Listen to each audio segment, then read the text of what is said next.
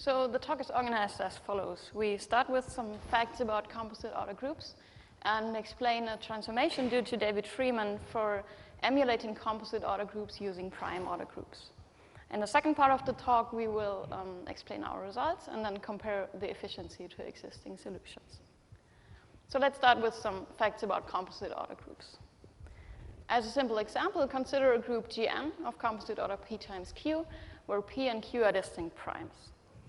This means that we can write elements of this group as tuples AP, AQ, where AP is from the subgroup of order P, and AQ is from the subgroup of order Q.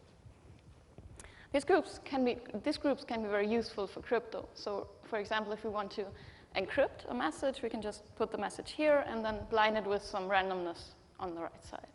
For those of you familiar with the crypto system of Bonego and Nissim, this is exactly how encryption works there. Now, in order to decrypt, we have to cancel out this right component here again. So suppose we have a projecting map which maps the group Gn to itself and has one of the subgroups as a kernel. This, if we apply this map pi to our point APAQ, we get AP0 and can recover the message. Now, today, more and more applications require pairings. So now we want to look at pairing-friendly groups of composite order. For this, suppose that the group Gn additionally has a symmetric pairing E tilde, which maps Gn times Gn to some target group Gt. We now have that E tilde is compatible with the projection map pi from the slide before, which essentially means that if we apply both maps one after another, the order of application does not matter. And as an example of this compatibility, we can again look at the BGN crypto system. Now, in the BGN crypto system, if we have a pairing E tilde, we can use this pairing to combine two ciphertexts and derive a ciphertext which contains the product of the two messages inside those ciphertexts. So this crypto system is actually one-time multiplicatively homomorphic. We have also seen that we can use the projection map pi to decrypt, and we can do this either in the base group Gn or in the target group Gt. And since in the BGN crypto system, messages are just group elements of Gn, we can also use the pairing to multiply two plain texts and get the product of the plain text in Gt. So if we start at the top left of this diagram with two ciphertexts and first apply the pairing to multiply the ciphertext, then decrypt, we end up with the same message here as when we first use the projection map pi to decrypt and then multiply using the pairing. So this means that actually this diagram for those two maps, pi and E tilde, commutes. And this is also reflected in this equation here on the right. So if we have such a commuting diagram here, which means, we have a projection map that commutes with this pairing, we call the pairing a projecting pairing. Okay, so for security of a composite order crypto system, such as the BGN crypto system, we would want that 0 and 1 encryptions are indistinguishable. So this is how a 0 encryption would look like, and this is how a 1 encryption would look like. And this element on the left here is actually contained in the subgroup of order Q, because there's no component in the subgroup of order P, which is equal to the kernel of the projection map pi. And the element on the right is not contained in the subgroup of order Q. So distinguishing those two elements actually amounts to deciding subgroup indistinguishability in the group GQ, in the subgroup GQ. And of course, if we know the order Q of this subgroup, there's a very simple test to decide this assumption.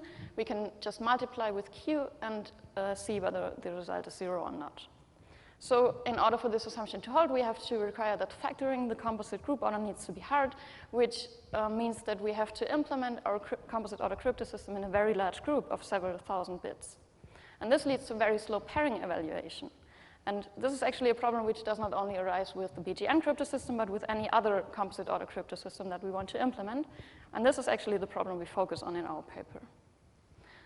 Luckily, there's a solution due to David Freeman, which was presented at Eurogroup 2010, where he generalized observations made by Groth, Zahai, and Waters.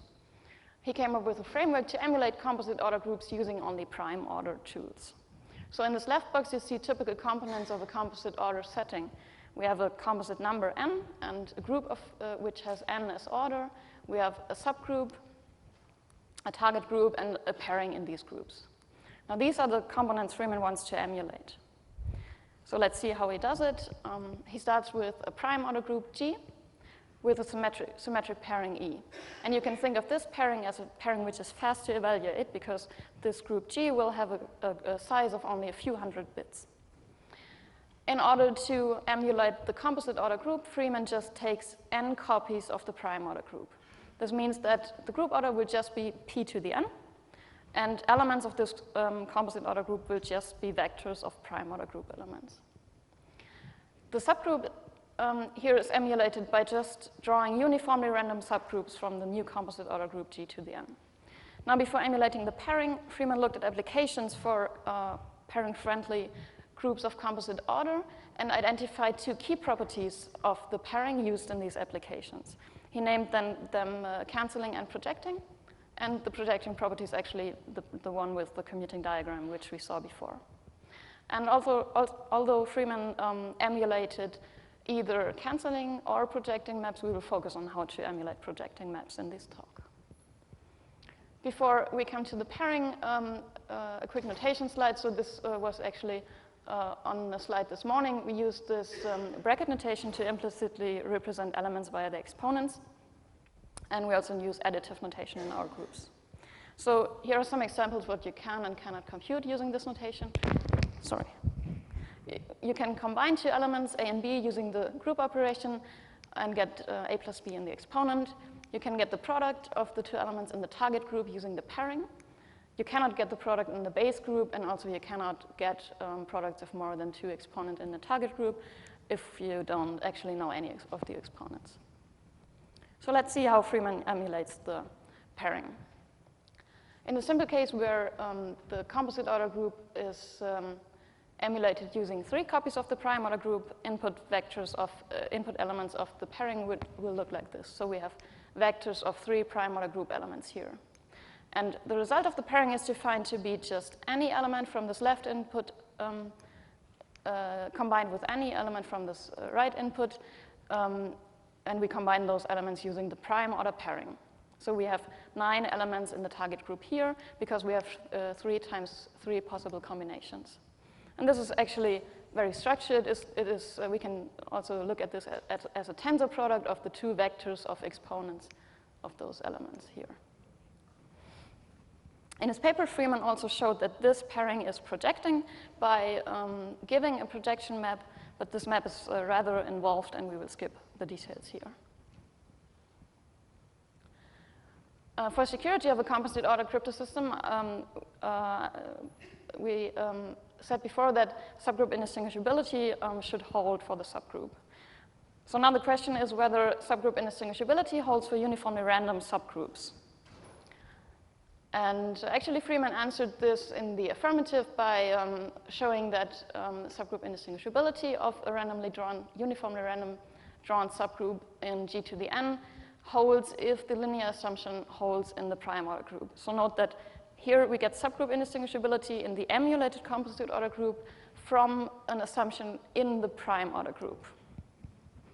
And to give you an intuition about the connection of subgroup decision problems and DDH-like assumptions such as the linear assumption, we can look at the following simple example, which is probably known to most of you. This is the fact that DDH is hard in a group G if and only if a certain subgroup decision problem is hard in G square. And this is because if we have the tuple 1 ABC here, and we have to decide whether this is a DDH tuple or not, we can as well decide if the tuple AC is contained in a subgroup generated by the tuple 1 and B. Okay, now we have seen how Freeman emulates all relevant components of a composite order setting. And the reason why I explained all this is because we do something very similar to this. We also came up with a framework for emulating composite order groups using only prime order groups. But we have some different properties here. So first, and perhaps most importantly, we can achieve faster pairing computation. Second, we can support various security assumptions, which means that subgroup indistinguishability of our subgroups can be based on DDH-like assumptions in the prime order group. So we are not restricted to use prime order groups where the linear assumption holds. Next, we can support multilinear maps, which means that we have an efficient emulation of a composite order multilinear map by using a prime order multilinear map. And last but not least, we can emulate maps that have both key properties identified by Freeman simultaneously. And since this is quite a lot, for the rest of the talk, we will focus on how we achieve faster pairing computation. Okay, so now let us get to our contribution, our solution of this using polynomial spaces. So recall that we want to emulate composite order groups, and like in Freeman's model, we assume that we have a prime order group G at our disposal that is equipped with a non-degenerate bilinear pairing, a prime order pairing E. And like Freeman, we emulate our composite order group by G to the 3, say, that is, composite order group elements correspond to vectors of prime order group elements. Now, how does such a group element now look like? It's a vector of group elements, say A0, A1, A2. And our central idea is that we can consider these exponents, A0, A1, A2, as coefficients of some polynomial A0 plus A1x plus A2x squared. So we really talk about polynomials in the exponent now. With this identification, G to the 3 becomes a ZP vector space with basis 1, x, and x squared. Why would one want to do that? Well, polynomials have much more structure than just vectors. For one thing, we can multiply polynomials, and in fact, this multiplication is what gives us our pairing. We can take two polynomials of degree at most 2, described by 3 coefficients each, and if we multiply them, we get a polynomial of degree at most 4, described by 5 coefficients. If we write this out explicitly, well, polynomial multiplication, we take two polynomials, A, which is A0 plus A1x plus A2x squared, and similarly B, and if we multiply it, we get these coefficients. This is the coefficient of 1, x, x squared, x to the 3, and x to the 4. Just polynomial multiplication, nothing complicated. And of course, any of these is computable with the basic prime order pairing E. Just, well, this is just like it was shown in the slide that described this implicit notation. Now, this is already our pairing. As we promised, this pairing will be projecting, so we need to have some projecting maps that this diagram can commute. So what can we take here? For this, we just make the observation that if we take polynomials f and g and some scalar s, then we have f of s times g of s is the same as f times g of s. And this means nothing but that the evaluation at s is, in fact, a projection that is compatible with this multiplication. For applications, this S is a randomly chosen value that corresponds to some kind of trapdoor. For instance, in the BGN scheme that was described before, it's just a description key, essentially. Now, we also need to care about security. So for security, we need some subgroup indistinguishability assumption for the kernel of this evaluation map. So let's have a look at how this kernel looks like. The kernel of evaluation at S consists of all group elements where the exponent interpreted as a polynomial has a root at S. So A0 plus A1s plus A2s squared must be 0. We can write down a basis of this kernel explicitly. It's given by x minus s. This has a root at s, and x squared minus sx. If we write it in coefficients, this is the vector of coefficients of this polynomial, and this is the vector of coefficients of this polynomial. And we can organize this into a matrix as follows. We have that a group element, a vector of prime order group elements is in this kernel if the vector of exponents is in the image of this particular matrix. Not that the columns of this matrix are nothing but these bases of the kernel. Now, this matrix looks maybe strange, maybe not so strange. In fact, it was something considered before. Namely, at last year's crypto, as Carla et al. Introduced the two-symmetric cascade assumption, which says that if you choose S uniformly at random and give out some description, an implicit description of this matrix, then it is hard to distinguish a uniformly chosen element from the image of this matrix from a uniformly element from the whole group. And so we have that our subgroup assumptions is equivalent to the two-symmetric cascade assumption in the group, prime order group G. It was shown that this assumption holds in generic bilinear groups, which is the best we can hope for, essentially. So that's it for our construction so far. Now, what about efficiency? For efficiency, we want to compare it, say, with the previous solution due to Freeman. So let's review that one. Freeman's pairing is essentially the tensor product, right? We multiply everything from here, from A, with everything from B, and security was based on choosing a uniformly random subgroup that needs to be hidden.